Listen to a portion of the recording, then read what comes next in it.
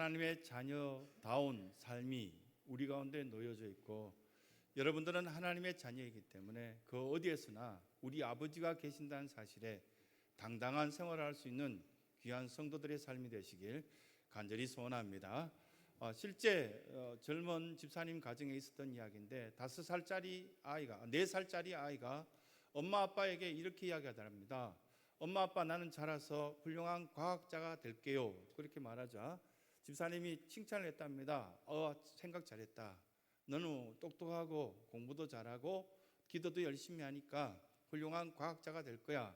그 말을 듣고 형을 칭찬하는 이야기를 듣고 동생이 3살짜리인데 옆에서 듣고 형은 과학자가 된다고 하니까 나는 못하지 라고 생각하다가, 난 그림 잘 그리니까 그러면은 엄마 아빠, 나는 그림 잘 그리는 사람이니까요, 나는 그림자가 될 거예요. 이렇게 이야기하더랍니다.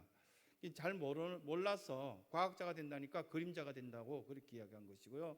어쨌든 이렇게 보니까 모델이 있으니까 참 좋더라.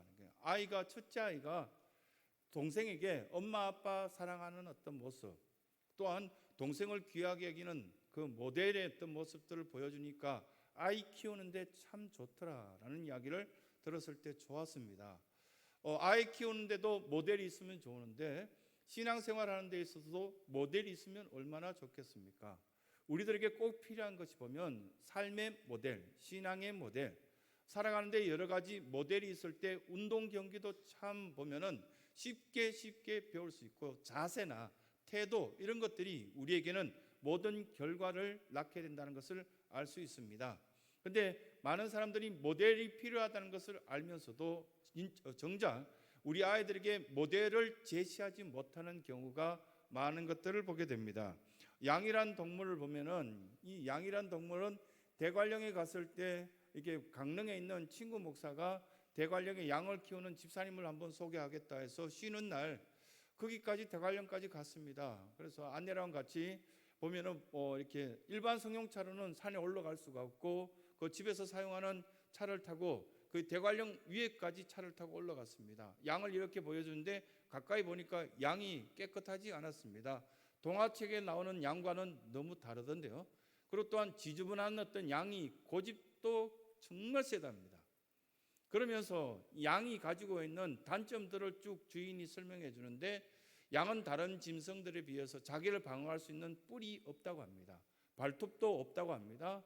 그리고 또 양들은 뱀처럼 독이 없다고 합니다. 그래서 어떤 공격이 오면 쉽게 망가지고 죽음을 이렇게 모면할 수 있는 그런 힘이 없는 것들이 양이라고 합니다.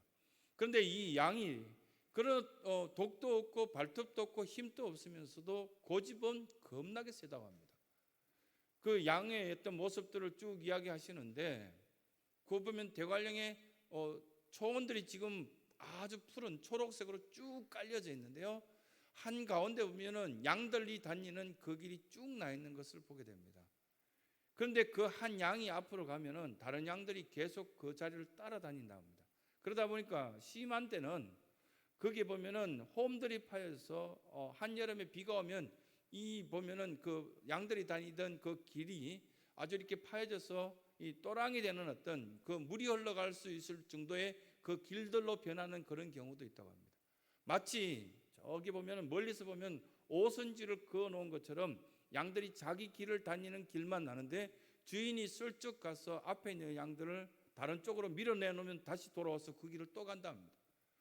또 한 가지는 너무너무 고집센 것도 있지만 편식을 많이 한다는 이야기를 하시면서, 앞에 양들이 풀을 다 뜯어먹고 이제 겨우 1cm만 남은 정도의 풀이 있으면 다른 풀을 찾으면 되는데, 그렇게 널려있는 들판의 풀들을 먹는 것이 아니라 앞에 양들이 뜯어먹고 간 겨우 1cm만 남은 그 풀들을 바닥까지 입이 닿으면서도 뜯어먹는 그 모습을 보면 참 어리석다라는 생각을 가졌습니다.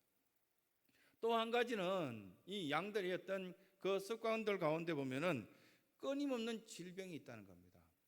그 목동들이 이 양들을 주사 놓고 약을 먹이는 일들이 끊임없이 한답니다. 그러면서 이 양들에게는 목자가 없으면 살 수 있는 길들이 없다고, 그런 이야기를 하는데, 그 양들은 알겠냐 이런 이야기를 하는데, 제가 하나님의 앞에 이렇게 양으로서 지낸다고 말하지만 제 속에는 끊임없는 고집, 쓸데없는 어떤 편견, 이런 것들이 이 양들과 같구나. 예수님께서는 오죽하면 이 요한복음으로 통하여서 우리를 양이라고 표현하시면서 우리의 고집 센 것, 그렇단 마치 자기는 이것을 지조라고 말하지만, 여러분 누가 여러분들 보고 저보고 지조가 있다라고 이야기합니까? 고집 세고 쓸모없는 어떤 그 고집들 때문에 망가지는 것들이 많다라고 이야기를 하지 않습니까? 좀 좋은 진리 앞에서는, 말씀 앞에서는 자기를 바꾸고 새로운 습관을 가지면 훨씬 더 풍성한 삶을 누릴 텐데, 스스로 그 고집과 이렇게 우리가 좋게 평가하는 지조 때문에 망가지는 어떤 우리의 인생이 많지 않느냐, 그런 어떤 것을 보게 됩니다. 또 지금 우리가 하고 있는 것들 내려놓는다면 우리의 인생이 다 망가지는 것 같지만 다른 초장도 있다는 것, 다른 길도 있고요, 다른 푸른 어떤 풀밭도 있다는 것을 우리가 잘 알 수 있고 깨달을 수 있어야 될 텐데, 그렇지 않은 우리의 모습을 발견합니다. 또 한 가지는 질병. 우리는 죽을 때까지 이것을 벗어날 수가 없습니다. 끊임없는 질병과 어려움과 환난 속에서 우리가 찾아야 될 것은 선하신 목자를 찾아야 되는데, 그렇게 지혜롭게 목자를 찾는 그런 사람들이 드물구나라는 것들을 알게 되는 것이죠. 그래서 우리는 이 말씀 가운데 우리에게 교훈하십니다. 선한 목자를 반드시 만나야 된다. 어떤 사람을 만나느냐에 따라서 그 인생이 달라진다는 것을 우리는 알고 있습니다. 누구를 만나느냐에 따라서 또 돈을 벌어가는 어떤 직업이 달라지고요, 만나는 사람에 따라서 생각이 달라지고 말투가 달라지고 문화가 달라집니다. 교인들을 만났을 때는 우리 교인들로 통하여서 앉을 때는 기도하고 또 대화할 때도 보면 교회 이야기와 주님의 이야기와 그렇다면 말씀에 대한 것들을 나눔을 갖게 됩니다. 하지만 부동산업자를 만났을 때는 부동산에 대한 이야기만 끊임없이 하지 않겠습니까? 또 가끔씩 보면 우리가 만났을 때 좀 짜증스럽게 이야기하는 노후 문제만 끊임없이 이야기하시는 분들도 있죠. 어디에 투자를 해야 되고 이렇게 보면 연금이 얼마고, 그런 것들로 통해서 우리의 마음을 불편하게 만드는 사람들도 간혹 있습니다. 그렇다면 우리 성도들에게 이 만남에 대한 이야기를 하시면서 우리에게 필요한 것이 선한 목자가 아니냐라고 이 요한복음을 통해서 우리에게 말씀하신 것들을 보게 됩니다. 사는 방향을 다르게 할 수 있다면 우리가 한 번 정도 다르게 우리의 인생을 리셋하고 싶은, 재조명하고 그렇단 새로운 것들 길을 한 번 정도 살아보고 싶은 그런 마음을 갖습니다. 그런데 자기가 생각하는 길을 선택할 때는 굉장히 위험천만하겠죠. 마음그릇을 한번 바꿔보는 것, 이것도 이 코로나 사태 이전과 이후의 삶을 두고 어느 부서든지 새롭게 조명하고 새롭게 준비하고 새롭게 시작하는 것도 필요할 것이다 생각되어집니다. 가정은 안 그렇겠습니까?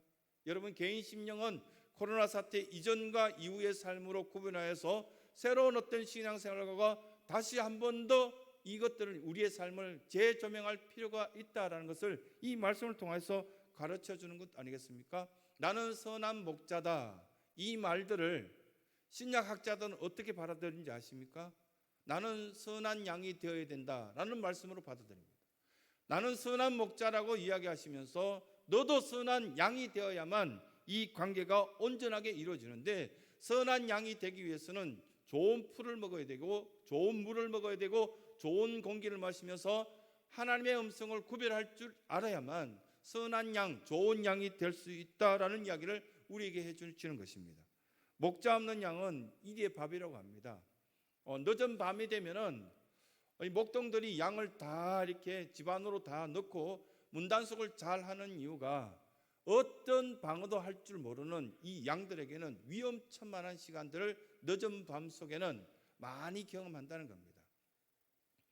이렇게 몰래 카메라를 이렇게 설치해서 양들에게 찾아오는 쪽제비나 너구리나 이런 습격을 받았을 때 그 양들은 서로 도와주고 이런 어떤 습관적인 모습들은 거의 없더라는 겁니다.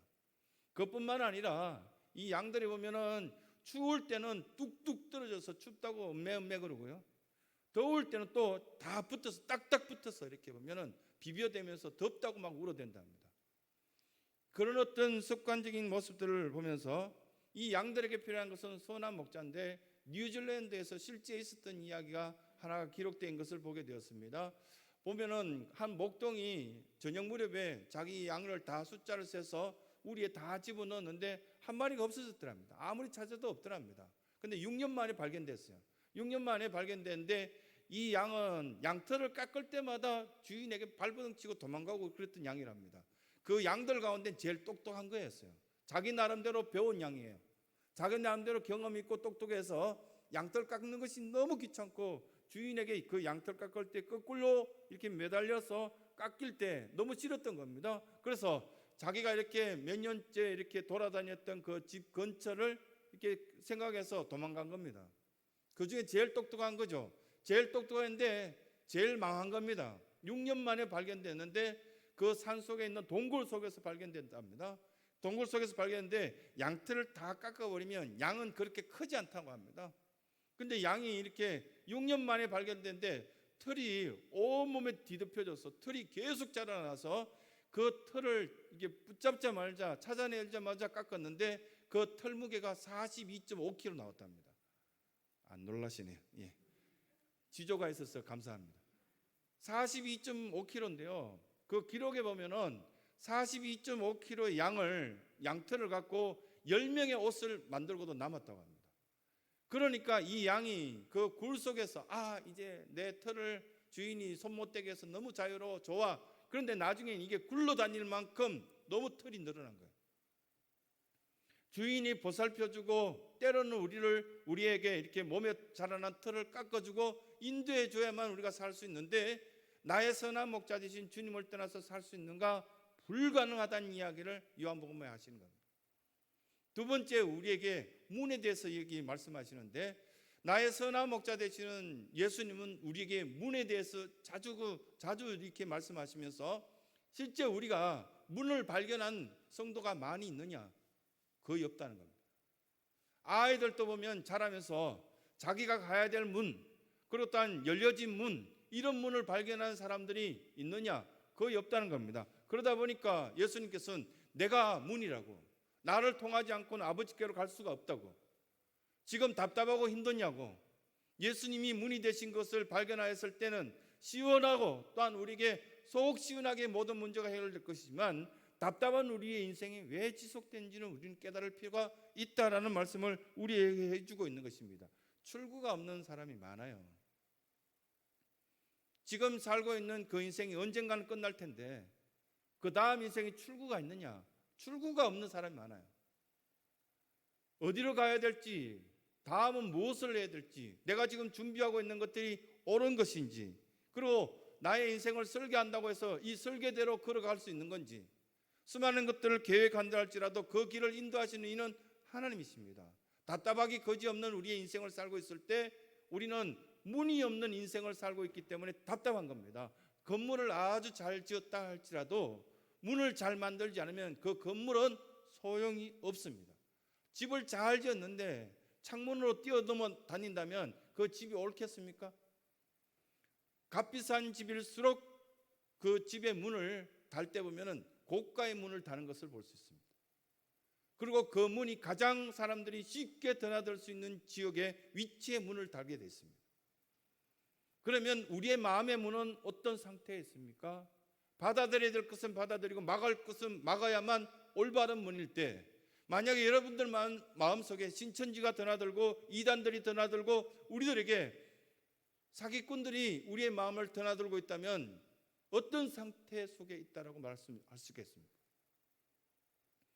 이 문을 예수님께서 지키지 않는다면 약간의 말에도 우리는 넘어지고 시험 들고 그렇다한 여러 가지 괴로움을 당합니다. 별것 아닌 이야기에도 쓰러진 이유가면 이 문을 지킬 수 있는 우리의 능력이 없기 때문입니다.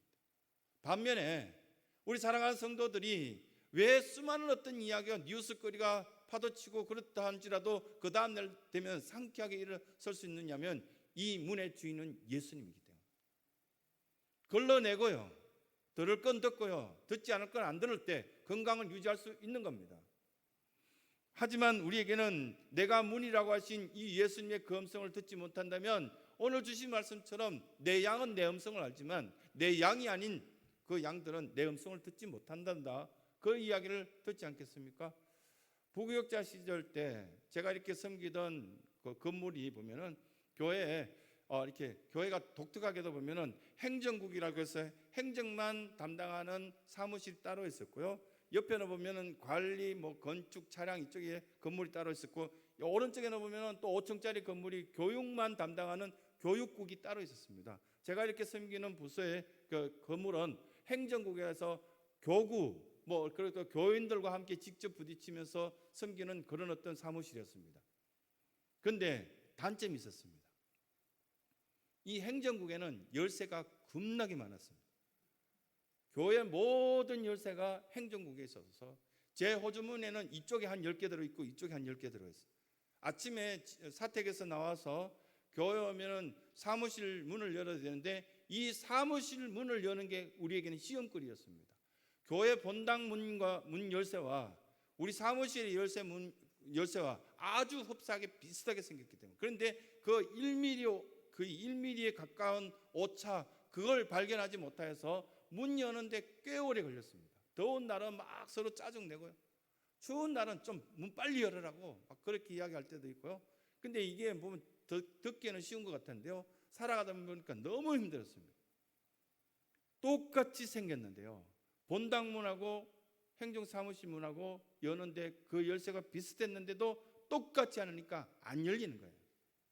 그리고 들어가면 또 다음은 책상문이 있고요, 책상을 열어야 되는 문이 있고요, 또 다른 어떤 제 책상 뒤편에 있는 인쇄소에 있던 인쇄 기계가 있는 그 문을 또 열어줘야 되는데 이 열쇠들이 너무 많으니까 내 평생 소원 이것뿐, 열쇠 없는 세상 살고 싶다, 그렇게 이야기할 정도의 열쇠 때문에 괴로운 적이 있습니다. 그런데 지금은 번호키로 다 바뀌었잖아요.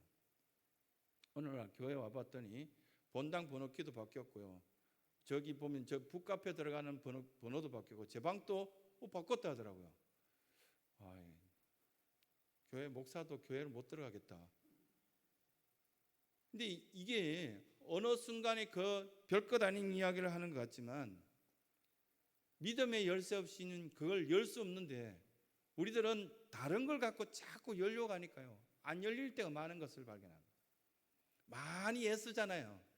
이렇게도 노력해보고 저렇게도 노력해보고 수많은 것들을 가져보지만 아무리 비슷해도 열리지 않는 것이 바로 신앙의 문이에요.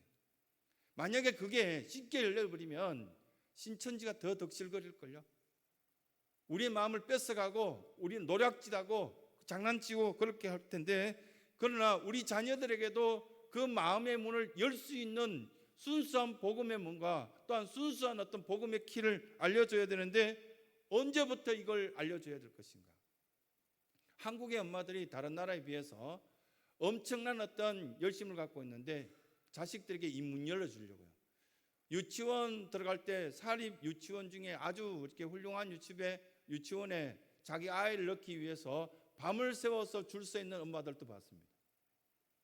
그리고 그 아이들이 자라나서 대학에 들어갈 때, 지금 또 수능일 날 보면은 아침 8시부터 우리는 이 본당에 와서 기도하지 않습니까? 오후 5시까지 우리 아이 좋은 대학에 들어가게 해달라고 문 열어달라고. 그러면 끝납니까? 취업 잘 되게 해달라고 또 기도하지 않습니까? 취업됐더니 끝나던가요? 결혼, 이제 남은 이 문제, 결혼만 하면 되겠지 했는데 우리 권사님들 보니까 결혼만 하니까 되던가요? 아니요, 애까지 또 데리고 오던데요. 좀 키워달라고. 이런 어떤 문을 열어주기 위해서 수많은 어떤 고생을 하고 그렇게 하는데, 정작 이 요한복음 10장을 통해서 우리에게 말씀하신 것은 대학의 문 열어주고 유치원 문 열어주고 취업의 문을 열어봤자 그것들이 해결되지 않다는 겁니다. 우리에게 필요한 것은 하나님 나라에 갈 수 있는 영생의 문을 열어줄 수 있는 부모의 마음, 그 아이들에게 복음이 들어갈 수 있는 그 마음이 필요하다, 이 말씀을 우리에게 해주시는 겁니다. 그래서 세 번째, 우리에게는 볼 걸 보여주고 들을 걸 들을 수 있게 해주는 것이 부모로서는 최고의 선물이라고. 잘못된 것을 듣고 잘못된 것을 보았을 때는 엄청난 문제가 일어난다는 것을 말씀 가운데 교훈하십니다. 동양의 목동들과 서양의 목동들이 보면 양을 이끌어갈 때 다르다고 합니다. 그 기록들을 보면 이렇게 나와 있습니다. 동양에 있는 목동들은 자기 양들을 앞에서 이렇게 몰아간답니다. 마치 예수님이 보면은 어린 양 하나를 품에 안고 다른 양들 쭉 따라오게 만드는 그 형태가 동양의 목동들의 모습이랍니다. 그러다 보니까 우리나라에서 예수님의 어떤 그림을 볼 때 제일 앞에 어린 양을 안고 가죠. 근데 서양에 가면은 뒤쪽에서 보면 말을 타고 채찍을 들고 그리고 또 개 한 마리를 데리고 앞에 있는 양들 쭉 몰아가는 것들이 보면은 서양의 목동들의 모습이라고 합니다. 차이가 있다고 말합니다. 성경이 우리에게 말하는 것은 동양의 목동의 모습입니다. 부모들이 기도하는 모습을 보여주고 기도하는 음성을 들려주고 찬양하는 음성을 들려주고 이렇게 했을 때 우리 아이들에게 바른 길을 갈 수 있다라고 성경 우리에게 말씀하시는 겁니다. 이번 학기에 참 어려움을 겪고 있는 수많은 어른들 보는데 애들이 학교를 안 가니까요. 아침, 점심, 저녁에 이렇게 같이 부모들하고 계속 부딪히는 아이들을 보게 됩니다. 너무너무 선생님들이 고맙다는 이야기를 많이 듣고 있는데 그 아이들에게 집에서 인터넷으로 하루 종일 수업 듣고 인터넷으로 딴 게임을 하고 이런 것들이 속이 너무너무 불편해서 그 모습을 보면 견딜 수 없어서 교회 오셨다는 집사님들 보게 됩니다. 얼마나 힘들까요? 직접 이렇게 그 아이들과 부딪혀 보니까 너무 힘들더라고요. 그냥 한 8시 되면 학교 갔다 저녁 무렵에 집에 왔으면 좋겠다. 너무너무 그게 행복했다는 그런 이야기를 합니다. 우리에게 들려줘야 될 것을 들려주고 보여줘야 될 것을 보여줘야 되는데 이걸 끊어지니까요. 이 문화와 이 형태의 삶들이 너무 어려워진 것들을 보게 됩니다. 2011년도 1월 달에 저는 이곳으로 이사 왔잖아요. 이사 왔는 그 첫날 제가 이렇게 집에 보니까 여러 가지 필요한 물건들이 있어서 저 5층에서 2달 생활을 했거든요. 이 교회 5층에서 2달 생활하는데 5층에 아무것도 없으니까 뭐 몇 가지를 사려고 저는 거리공원이 뭔지 모르고 거리공원으로 나갔습니다. 거리공원 저 건너편으로 가면 뭔가 있을 것 같아서 거리공원을 지나가려고 하는데 뒤에서 누가 툭툭 치더라고요. 제가 서울 사람처럼 보이나 봐요. 그래서 서울 사람에게 서울말로 묻더라고요. 신도림역 1번 출구를 가려면 어디로 가야 되냐고. 저는 용감하게 가르쳐줬죠. 여기서 왼쪽으로 약간만 더 가면 오일 주유소가 있는데 주유소에서 쭉 올라가면 신도림역 1번 출구가 나올 거라고 구청으로 가는 길을 용감하게 가르쳐줬습니다. 그분은 아마도 지금 또 저를 기억하면 욕하고 돌아다닐 것 같아요. 모르는데 저는 용감하게 보면은 그 거리공원 공원에서 화장실 앞에서 저에게 툭툭 치면서 신도림역 1번 출구가 어디냐고 2번 출구도 아니고 1번 출구를 물었는데 저는 용감하게도 여기서 왼쪽으로 약간만 더 가면 주유소가 나오고 주유소에서 쭉 올라가면은 신도림역이 나올 거라고 구청이 나와야 되는데 이런 것들이요 여러분들 삶 가운데 없겠습니까? 아이들 이거 학습지가 반드시 하면은 너 잘 될 거야 라고 우리는 맞지 않은 것처럼 우리 아이에게 강조하고 가르치고 했는데 그게 나중에 지나보니까 아무 소용이 없잖아요. 과외를 시키고 밤을 새워가면서 아이들을 보면 부추기고 잠이 오냐? 뭐 이 말하고요. 어떻게 잠이 오냐 지금 내일이 학기말 시험인데 이렇게 아이들을 다그치고 했는데 교육학을 하고요 성경 공부하다 보니까 그건 아무 소용없는 게 그 말 하면 안 되는 건데 하면 안 되는 말은 강조해서 하고요 해야 될 말은 예수님이 너를 사랑한단다 예수님이 너를 지켜주신단다 이런 말은 한 번도 한 적도 없고 그런 아이들이 어떻게 되겠냐고. 히브리서 9장 27절 말씀해 보면 한 번 죽는 것은 사람에게 정한 것이요 그리고 요한복음 23장 1절에 보면 여호와는 나의 목자시니 그 다음에 어떻게 된다고요? 여호와가 나의 목자시기 때문에 내가 부족함이 없다고요. 바꿔볼까요? 하나님이 나의 목자시기 때문에 내가 부족함이 없다고. 하나님이 나의 목자만 되시면 나에게는 부족함이 없다고. 지금 우리 강단에는 23장 1절을 여기 써놨습니다. 히브리어로. 아도나이 로일로 엘살 그 다음에 쭉 없잖아요. 미노트 데세르 야르베치니 야나하레니 이 말씀들을 쭉 써놓고 매번 보면서 하나님은 나의 목자시니 내가 부족함이 없다 해놓고는 왜 자꾸 부족하다고 아이에게 다른 것들을 전수하려고 하고 가르치려고 하고 나의 인생을 왜 담보 잡아서 그 찌그러져가는 인생 쪽으로 살아가냐고. 주님께서는 우리에게 말씀하시면서 혹시 아이를 바라보면서 다른 목소리를 가르치고 있지 않느냐. 주님께서 요한복음 10장을 통하여서 혹시 너 아이의 목소리 엄마로서 구별 못하냐? 이렇게 물으시는데, 아니요, 우리 아이는 저 멀리 떨어져 있더라도 그 아이 목소리는 제가 엄마이기 때문에 알아듣거든요. 그래? 그러면은 내가 예수 그리스도라는 어떤 그 목소리는 너는 지금 알아듣겠냐? 너가 하나님의 자녀라면 이 목소리를 알아듣고 마음 평안하고 엄마가 저기 있으니까 내가 마음껏 놀아도 상관없을 거야. 이 질병 가운데서 나를 지켜주실 거야. 그런 확신이 있어야 되지 않겠냐? 우리에게 말씀하시는 겁니다. 예수님은 내가 내 양을 안다라고, 그 양들은 내 음성을 안다라고 우리에게 말씀하시면서 여러 사람과 관계가 아니라 항상 너와 나의 1대1의 관계란다. 그렇게 우리를 부르시면서 오늘 이 예배를 드리면서 아무리 저나 여러분들이 나이가 들어간다 할지라도 예수님께는 우리가 아이입니다. 만약에 육신적인 나이로 친다면 예수님은 2000살이 넘었잖아요. 여러분들 바라보시면 얼마나 예쁘겠습니까? 얼마나 귀엽겠습니까? 귀엽고 예뻐하시는 그 예수님의 음성을 구별하셔서 나의 목자 되신 예수님의 인도하심에 따라 순복하며 순종하시며 우리 아이들에게도 그 예수님이 가장 좋다라고 전하시며 그 예수님의 사랑 속에 자라날 수 있는 우리 아이, 우리 모든 성도들의 삶이 되시길 간절히 소원합니다.